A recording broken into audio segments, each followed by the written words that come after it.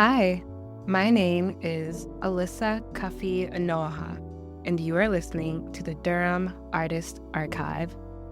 This is where we tell the story of Durham through the eyes of artists. Let's get into it.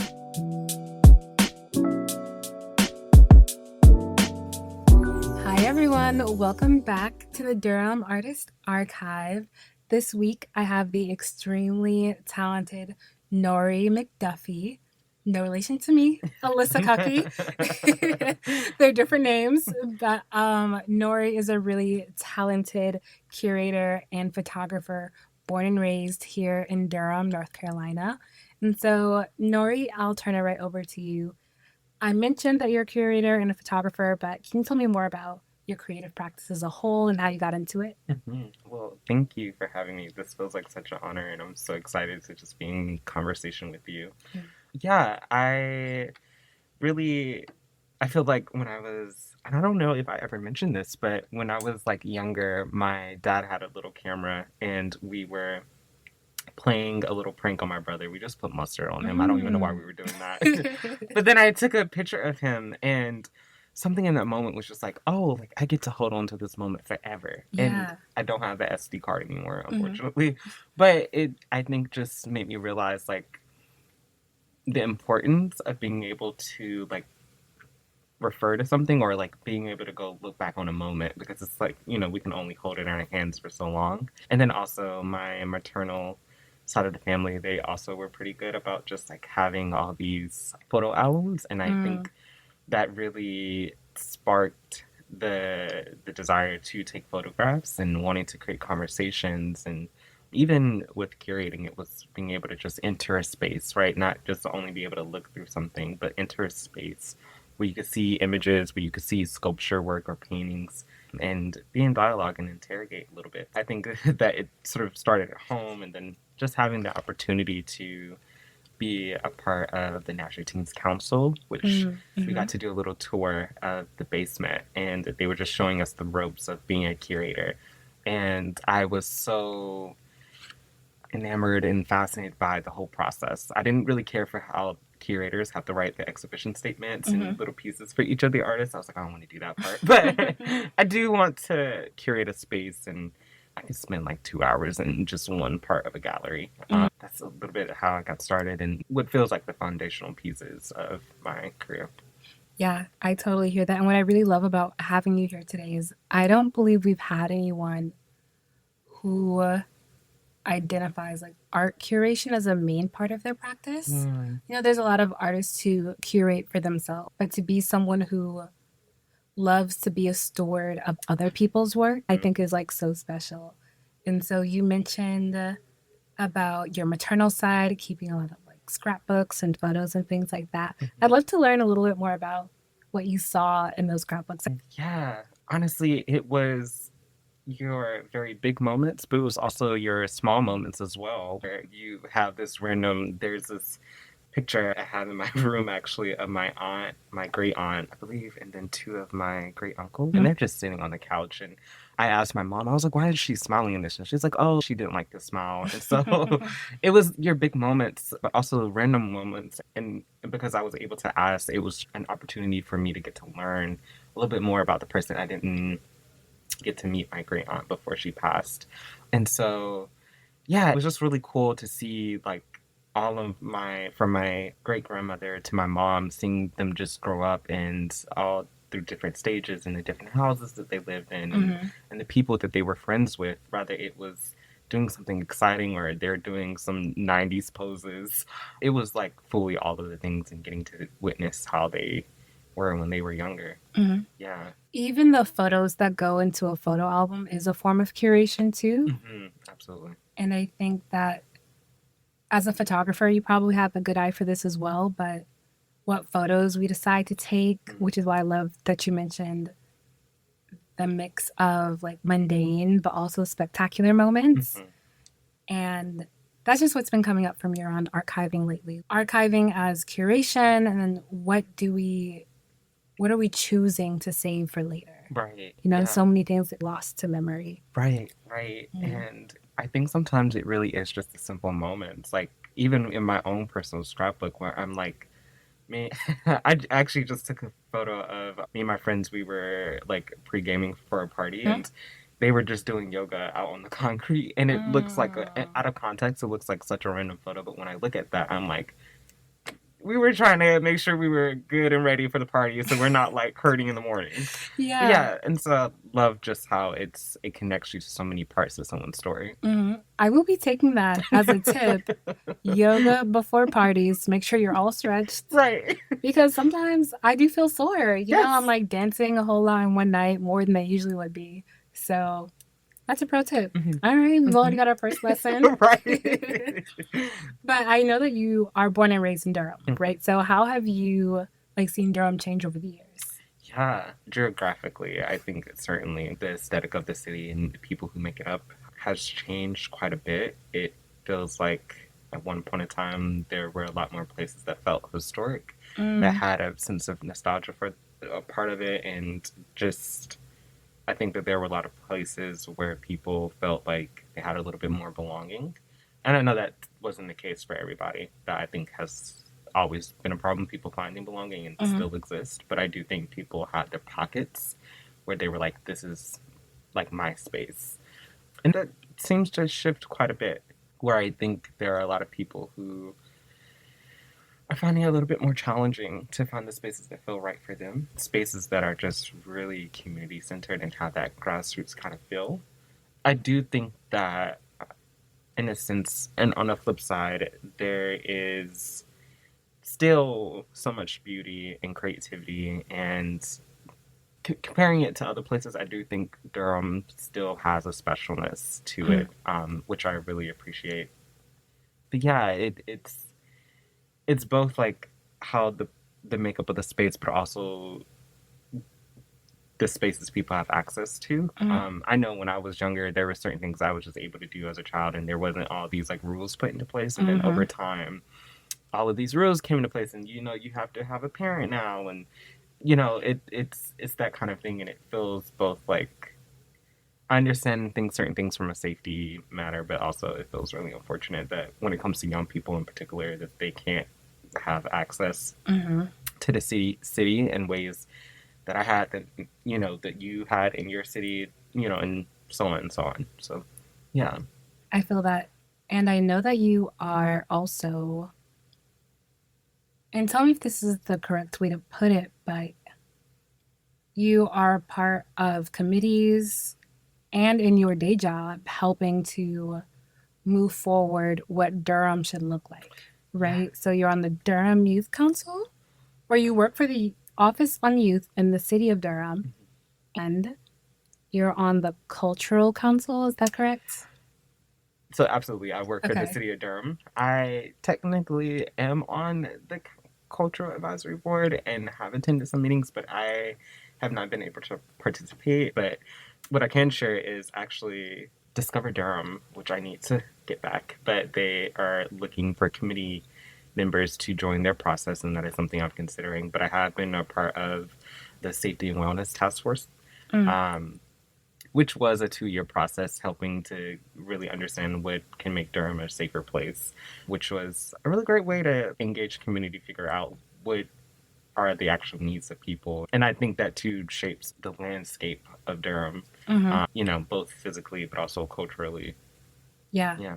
Yeah. Can you tell me more about your work in the Office of Youth and kind of what that office is? Yeah. So the Office on Youth is a division within the city manager's office. I believe it's been around for 20 years, but in Mm. this current iteration, Laura Khalil has been there for about 7.5 years, and she really sort of reshaped the work and how the culture looks and all the things. And then I've been working there for about 6 years now. Oh, okay. So yeah, I've been there for quite a minute. But what we do is making sure that young people can be co-creators and decision makers within local government, and just making sure that they have leadership opportunities. And so that looks like changing the culture for how adults engage young people and allow them in their spaces. Mm. We are creating opportunities for young people, but also going directly to young people and asking them, like, what are your dreams? What are your wants? What are your needs? And can we support you in that? And Hmm. so ultimately, the work we're looking to do is really shifting a lot of times there's this thing called the Hearts Ladder, and so it shows you what is basically poor youth engagement to great youth engagement, from like tokenism to youth adult partnerships. And so that's the goal, is for things to be a youth adult partnership, or sometimes young people will console or give their perspective. I think, just to wrap that up, is what we truly desire is for everyone to be working together. I think it's quite dangerous when we're working in silos. So if folks can get together, that would be great. Yeah, that makes complete sense. What kind of impact have you seen from the office? That's a really great question, actually. Um, we it feels both hard to track, because the way that we do our work is like, we engage these young people. How we classify young people, I think, is important there too, is 13 through 24. And so if we get someone who's 17 years old and maybe freshly or about on their way to graduating, we might not see the impact of that until like 5 years later. Or sometimes we can, where it's like a young person was a part of the cohort and we did help encourage them to go to college and sort of shift their attitude towards, I think, life in general. But we have made sure that, I want to say, and actually maybe I won't, just because I don't have the exact numbers, but we have engaged so many young people in making sure that young people have been a part of the transit program, with how they were handling buses, or the planning department, making sure that they were a part of like the PB work as well. And so it's that kind of impact that we see. But then there's just some that we won't know until 5 years later. Yeah, and I find that, I won't say a lot, but community work can be like that, right? It's a lot more empowerment and maybe even like personal development rather than actual, like hard numbers sometimes. And if I could just add, I think the personal impact has been like really wonderful. I think when I first started, I did not have the same level of confidence and ability and skill as I do now. And so I've seen it for myself for sure. Like, Nori is, I feel so much more just capable, and it's paid off. Yeah, I mean, you are a young person. Yes. So when you said that you've been in this role for 6 years, I was like, he started in kindergarten? like, But I just think that's so awesome that you've been able to grow and evolve in this leadership role. And whenever you're ready, you'll be perfectly primed for any other opportunities that you're looking for. Because at this age, you've already been able to create so much change for the youth in our community. Thank you. Yeah. That's hilarious. Yeah, I've been there since like I was 18. Yeah. So it's like, yeah. Okay, well, I kind of want to get more into the art side now. And so kind of your big, at least to me, the landmark thing that you've done recently is the Molly to Raleigh exhibition. I mean, I just invite anyone who is not familiar with the exhibition to look it up. The Castle House website has an excellent write-up. And you've got the gallery guide on there. So I was able to look at all the images from the exhibition. And then kind of the reception I saw online that was so warm. Just tell me more about what that exhibition was and how it came to be. Yeah. I'll also just throw in there is like I don't remember the proper word, but essentially you can actually take a tour of the space. So someone did this really cool recording of it. So you just can, poke through the house and see. Yeah. So I believe Frank Conhouse saw Cornell's work back in maybe 2022.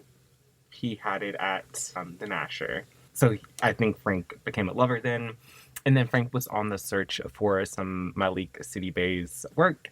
And he finally got connected to someone who had a portfolio, and they were selling it at auction. Oh, wow. And he was able to purchase the portfolio. I believe there was like about 32 images.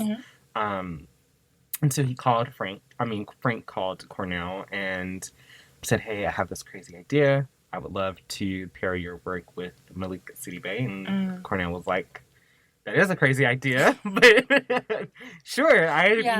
Cornell was completely shocked and honored by that.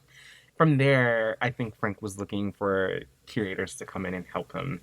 Cornell and Game had worked together previously that summer, I believe. Game was working at Soul Sanctuary, doing a pop-up concept exhibition store thing, and Game had put on an exhibition for Village of Wisdom along with Cornell. And Cornell was like, I have the perfect person for you. And then Game and I connected when she was doing her thing at Soul Sanctuary. Mm-hmm. And we just shared our experiences with like doing exhibitions. And she had seen my prior exhibitions. And so she was really excited to work with me. And I couldn't say no Yeah. because I had the opportunity to visit Castle House back in 2018 and then 2019. And so it just felt like a full circle kind of moment. Mm-hmm. And so that's a little bit how it came together. Were there any like highlights for you from that exhibition, whether it be an event or a piece or just something that happened while you were there? Mm-hmm. Yeah, definitely the opening night or Mm. opening day. There were just so many people and it was hot. I wore the wrong clothing, but I was happy I could be hot in a room full of people, and just how it felt. And it made me realize, like, oh my gosh, like I have an amazing community who can show up. Seeing so many young people, seeing so many Black folks in general, but Black young folks in that space was like, we're doing something right here. Mm-hmm. Definitely scoring the bike. We had a motorcycle that was present within the exhibition, and so that felt really cool to have. There was a workshop that we put on that I Mm-hmm. really loved the process curating that experience. So I got to work with Tika Selman. I really am fascinated by her, and I think she's brilliant. There is a person, Miles Hall, who works at Mm-hmm. the NCMA, who I was also really fascinated by. He put on a presentation, and we did an activity that just made me feel really powerful and great. We were upstairs and having Cornell take photos. And I just felt like a child. I was like, nothing else matters. I'm Mm-hmm. just up here having fun, taking photos. Those are definitely some highlights, and just all the people who came. Yeah, something I'm really appreciating about how you're describing the exhibition is just the spirit of collaboration that I'm hearing. You've named maybe 4 or 5 different people, which is really excellent. I'd love to hear more about your thoughts on just collaborating with other folks, whether it be on an art exhibition or photography project or whatever else it might be. I have really come to the belief that like art can only be done in isolation, but for so long, it Mm-hmm. is meant to be done in collaboration with others. That is how you propel. That is how you really make the most of a project. Specifically with this one, there was just ideas that I felt were a bit more traditional, and Game would come in and she would have maybe an idea that was a little bit more out of the box, Mm-hmm. really push the limits. And it was great because we were able to meet in the middle and make this really beautiful exhibition. From that standpoint, it's just always nice to have someone challenge you a little bit.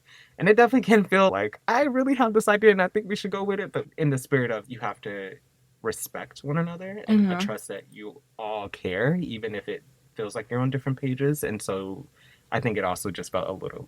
I think when you're collaborating with other people, it feels like you're doing some internal work because it's like, wait a minute, I'm not leading this whole thing.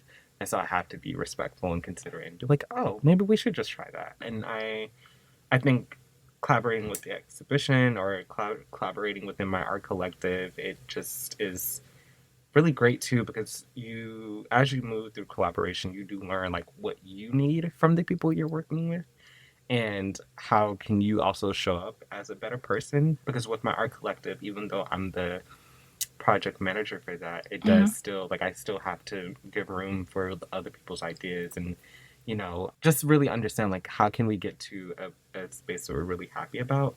And it also, yeah, I think just teaches me like here are the kinds of people who can execute an idea in a way that I like, but also they like too. Mm-hmm. And so there isn't a whole bunch of back and forth. Yeah, because I do think you'll, or at least I have run into some situations where I'm like, this, me and this person just work well together. And Yeah, yeah, so yeah.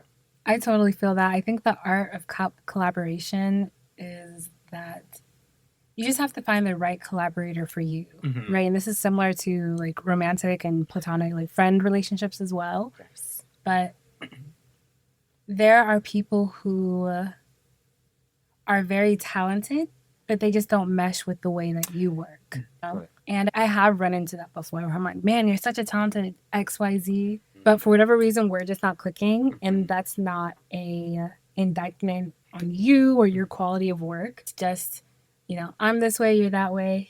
And we can just be that way separate. Right. And that's okay. Exactly. Exactly. And I also think what I've learned is like everybody has their role. So it's like, you know, there were certain people I was expecting to collaborate with me completely on the thing, and then they only did some of the stuff, and I was like, okay, I see. You can't help me out with this thing, and that's fine, that's cool, but this one specific thing, you can like be a person who has all the wonderful ideas, and like that works too. So I think it's like certainly some people it's like no, but it is like, well, let me invite you into some of the process because you might actually be great for some of the process, but not all of it. Yeah.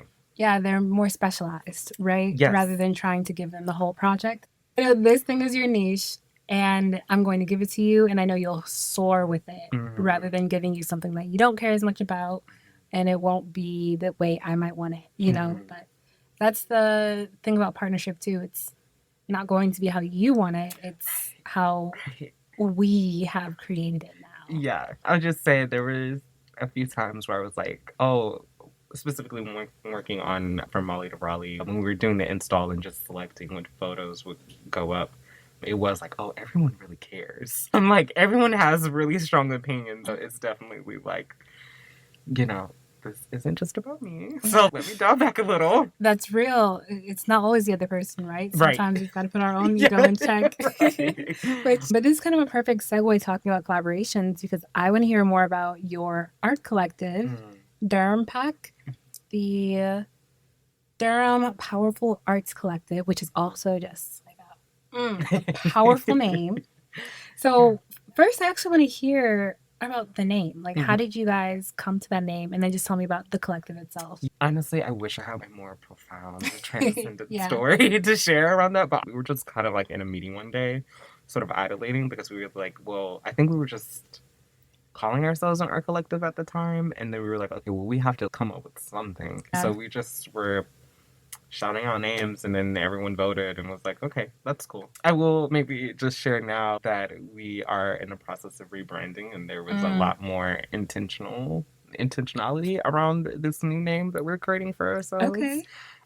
So at that point, I will maybe have a little bit more of a I feel like I'm getting an exclusive. You are. The Durham Pack is rebranding with new intentions for the new year. I love that. Thank you. You can continue. Yeah, but I think just to that point, we did want to really emphasize, like, I think it was in correlation to the zine that we were putting out at the time. Yes. And so it was just a little bit about, like, oh, how can we make sure people understand that art is powerful, that it does a lot. And so that was infused into the name a little. Back in 2020, at the height of the lockdown, Jesse Huddleston called together a bunch of folks in the community who were working with or for young people. And so me and two of my other colleagues attended that meeting. And at the time, we're just trying to figure out how to be responsive to young people during the time of the lockdown so they could have some form of expression and outlet. And I believe it was Monet Marshall was like, oh, we should do a zine. And I was like, a year prior to that, I had been talking to two friends who was like, oh, we should start a little art collective. And I was like, oh, I want to do that. I want to do the zine. And so I talked to my two colleagues and they were like, sure, why not? You can lead it. And I was like, perfect. Reached out to those two friends who I was talking to prior and some other folks on the council. And then I had some other friends who would be interested or who I thought would be interested in being a part of the collective and creating a zine. And from there, we did our first zine, Sawubona, which means I bring you into light, or I see you inviting you or bring you into light. And that was kind of our whole point. It's just really like a lot of us had experienced someone seeing us. So we had experienced being able to show our art and it being witnessed. So we wanted to give the same opportunity to young people. And I want to say we had maybe 10 to 15 artists. We hosted a little launch event and they all showed up and we paid them for their time, which I really love doing, paying people for their time. And yeah, and then, 4 years later at this point, 4 or 5 years later, we're doing a rebrand. That's awesome. So is the collective made up of the same people who are in that initial zine? No. Okay. Yeah, there has been a lot of shifts and changes, and Mhm. some of the artists who were a part of the zine weren't ever a part of the collective. What I really like, I mean, my background is in like zine and publication design as well. So Yes, when which I you do was, amazingly. thank you, thank you. So when I was doing my research and I saw this, I was like, oh, Mm. that's cool. And like, not only was the work pretty strong because you talk about like power, even how you organize the digital zine, like the Mm. website and how all the work was organized on there, I appreciated. Something else I'm thinking about is so you all are in the midst of rebranding. Do you mind me asking what that means? Like, what do you Oh. see for the future of your collective? Yeah, that is a good question. One thing that was proposed to me was really just when we're not going to be young forever and Mm-hmm. we probably won't be doing this work forever. And so it's a thing of if we want to create something, what is that thing that we want to create and the kind of impact that we want to leave? This, how do we make sure that this is something that could be referred back to? And if we want to hand it off to someone else, then how can we actually build a foundation that is stable but also malleable? And so from that point, we started to get really more intentional in thinking around that. And I'm gonna unfortunately butcher her last name, but Marcella Camera. Mm-hmm. Um, we hired her as our consultant, which if you ever need someone to like help you think more creatively about your brand or just in general, she's your person. And yeah, and so we really wanted to, we kind of did a really big pivot because one of the points she made was even though technically we are still young people, but like we're in this, like, this 21 to like 30 age range Yes. is such a large and special market because there is a lot of stuff that is for that younger age range. And then also like once you're maybe in your like mid 30s and up, you kind of have a better understanding of the art world and different opportunities. Maybe you have a lot of things under your belt, but they're specifically within this age range, still just trying to figure it out and create Mm-hmm. spaces and make the right connections. And so we really wanted to make a shift to honoring that age group, to putting on more programming for them. And as just a person who loves archiving and documenting, I was like, oh, I think we should do something around this too. And that there are a lot of zines that, or a lot of other collectives that have been a part of that process, done that kind of work. And so wanting to just add to the collective effort around making sure that artists are remembered, that their work is revered, Mm-hmm. even specifically Durham artists, that they are respected as well. And so now we're shifting our age. We're wanting to put on more exhibitions. I think that's something we're really capable of. You can see on my Instagram now, but like when artists are installing their work, we'll actually have some more stuff to share soon.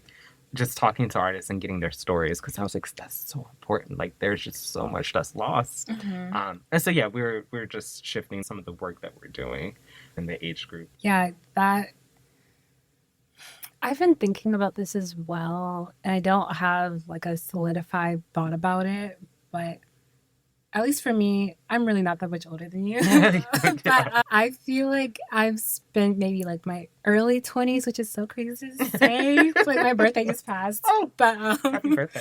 thank you. I feel like in my early 20s, it was a lot of just like experimenting, trying different Mm-hmm. mediums, trying to like get whatever opportunity I could find. And now I'm feeling a little bit more focused on the type of work I want to do. Mm-hmm. And I can see and it was a grind, to be honest, you know. Oh, I And I mean, bet. you know as Yeah, well, yeah. like with all the opportunities you've pursued. And so I think that's really cool that the collective is trying to tailor your work to that audience. It's so important to capture, I guess, all ages. And I'm specifically thinking about like older folks too, like people who are carrying the histories from the past and things.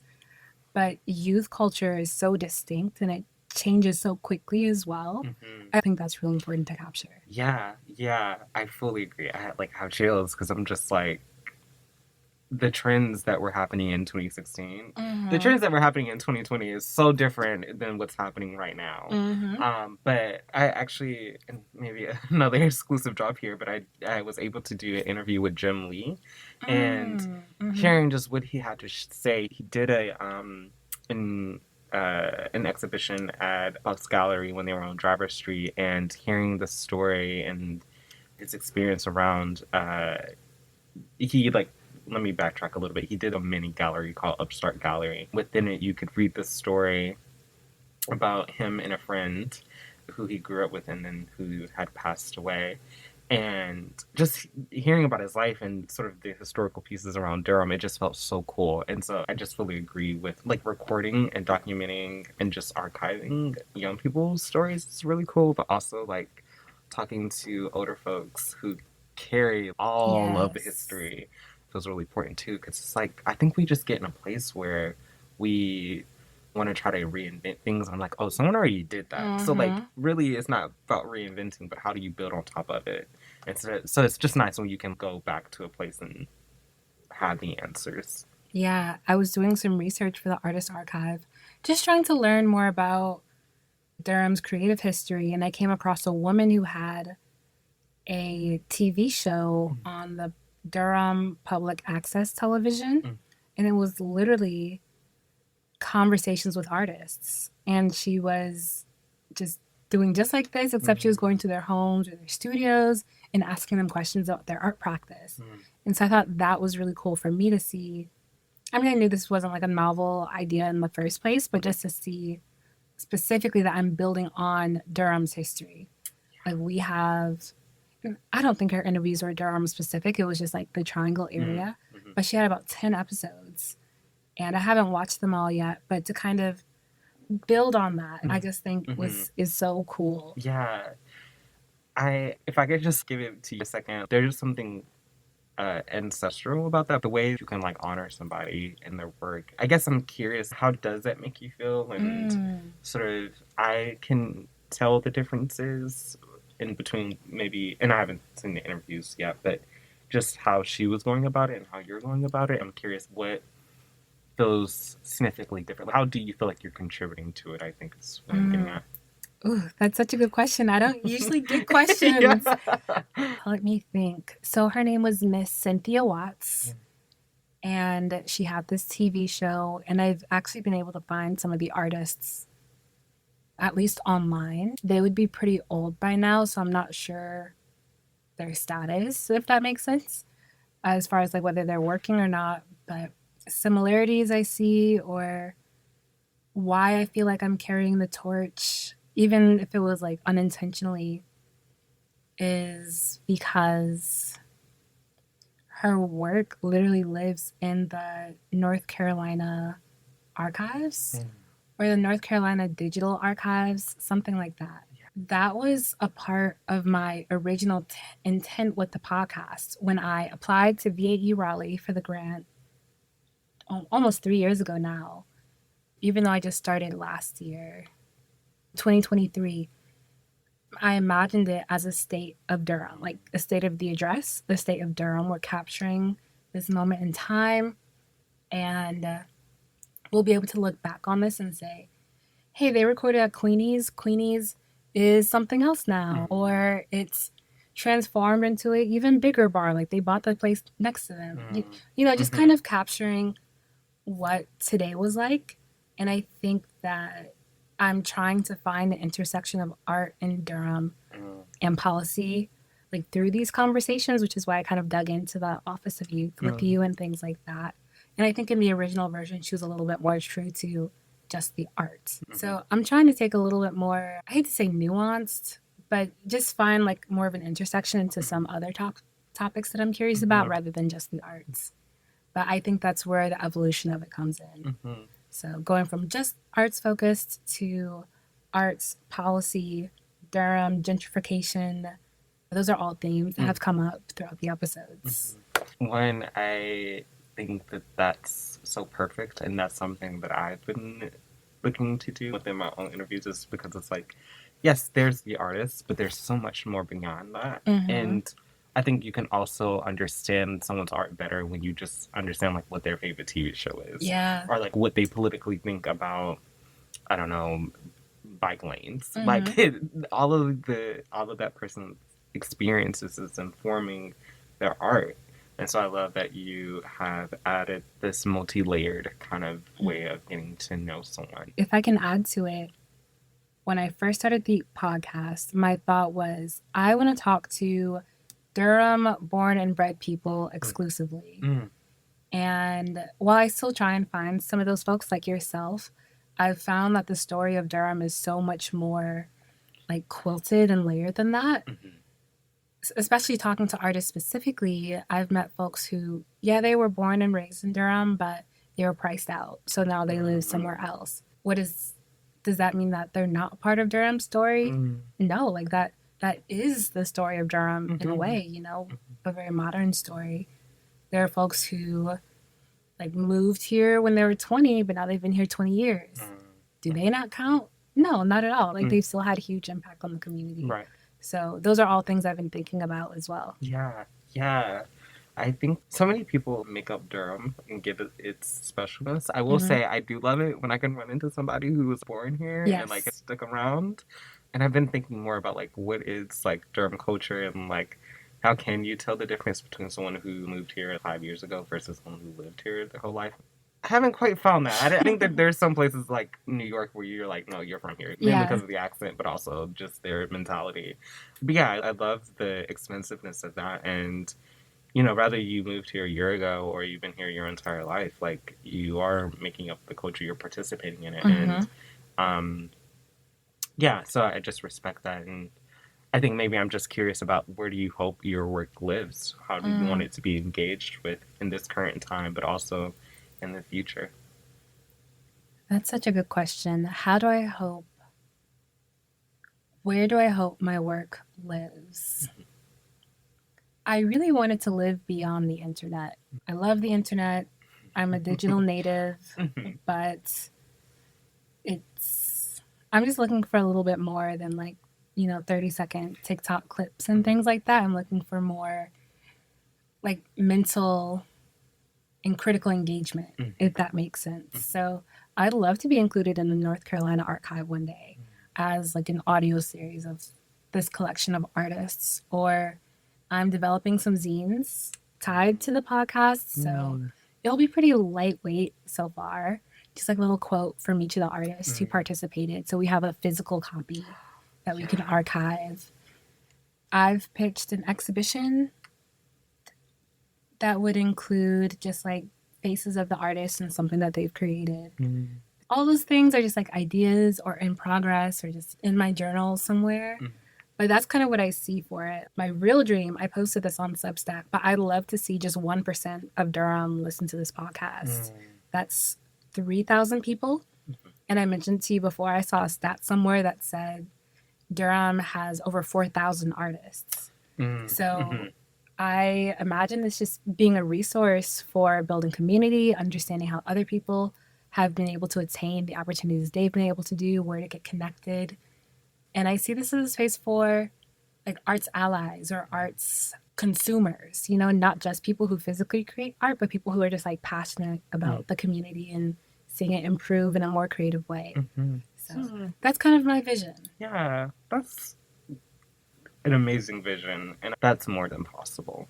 I can trust you will fully see that actualize, and actually it'd be a lot more than we imagined there. Yeah, that's great. Thank you. I'm manifesting. The numbers have been looking pretty decent so far. It's not 3,000 unique listeners, but I've been really proud to see how it's like grown. Yeah. Especially since I was only going to do the first season, and then I was like, okay, well, I'm kind of liking it. Right.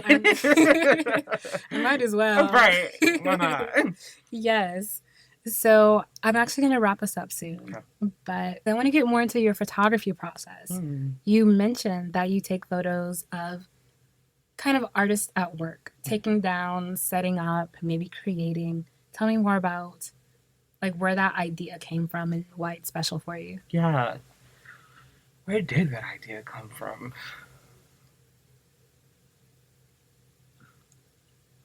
Actually, I don't know if I can track that. I think I'm so fascinated by process, actually. And so to understand, like, how does something get from point A to B, I'm always curious about that. And I think often, and maybe some of my frustration or annoyance by some people who don't fully understand art and just how much it takes to actually create the thing, to curate a space. I understand, like, especially when you're curating, like, there is so much.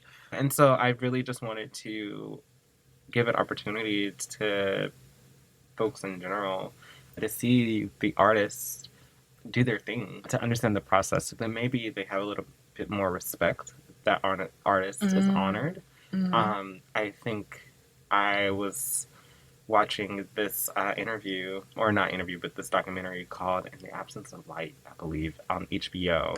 And they were sharing about the Harlem Renaissance.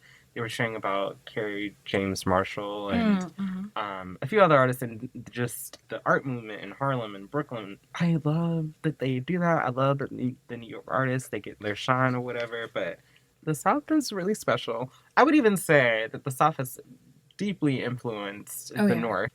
I was really just wanting to show the stories here, and there might have been one other piece to that. Oh, and it's similar to what I was saying earlier. I want folks to really understand the people who are making a thing, because often I certainly I've experienced this where I'm like, you know, it's a certain artist with a certain level of caliber, and you get nervous, and it's like, oh no. And so you don't always get to just see them. If they're even doing an artist talk, they can feel a little bit like, well, they're answering questions directly about the art, but you don't really maybe get to see their personality and hear all that stuff. And so I just wanted to kind of represent all of that in both the photos that I'm taking, so folks can see that process, but also just get to know the artist, hear how they talk, and see what they were thinking, or hear what they were thinking. Yeah. Andre 3000 said the South has something to say, right? He didn't lie. He didn't tell one lie. He didn't. And I mean, you want to talk about how much the North is influenced by the South. I mean, just the people. Right. The Great Migration. I mean, that's the clearest path. And then there's been so many just creative influences outside of that. I also am a girl who loves process, and I won't even say I like logistics, but I'm always curious about it. Right. So I'll look at something and I'll be like, how did they get that in these doors? Yes. Or how did they hang, even when I visit North Star, right? The inside is brick. And so I'll say, how did they hang that on this brick? And they do it all the time. So I know there's a solution. There is. I just don't know yet. Yeah.